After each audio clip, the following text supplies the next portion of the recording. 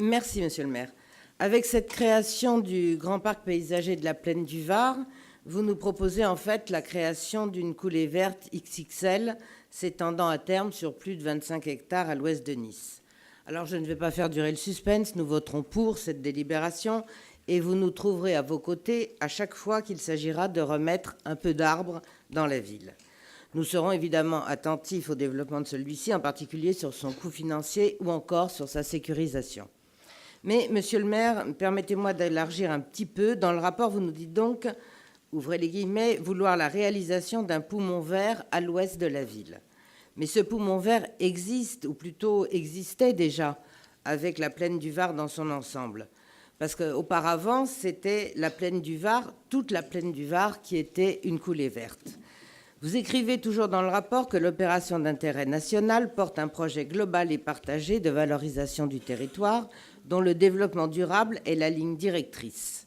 Alors, si on voit un petit peu plus loin, des espaces verts pour s'y détendre, y respirer, profiter en famille, c'est évidemment très bien. Mais ce dont nous avons aussi impérieusement besoin, et je rejoins un peu l'intervention de ma collègue, ce sont des espaces verts qui vivent et qui produisent. Ce dont nous avons besoin, pour le dire un peu plus prosaïquement, c'est que dans la plaine du Var poussent des tomates, par exemple, et pas uniquement des immeubles.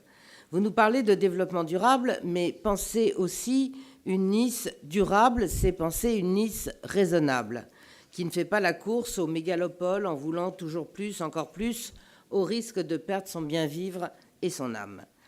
Monsieur le maire de Saint-Laurent-du-Var, qui est très proche de vous, le disait lui-même hier dans Nice Matin, on ne peut pas aller vers toujours et toujours plus de construction. Au risque, ce sont ces termes, d'asphyxier nos communes.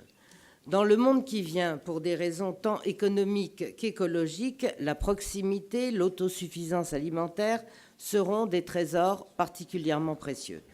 Alors, nous vous le répétons, refaites de la plaine du Var une grande coulée verte et pas uniquement dans ce parc paysager. Faisons de la plaine du Var le grenier de la métropole, installons dans la plaine du Var des exploitations agricoles, effectivement, et pas uniquement des centres commerciaux.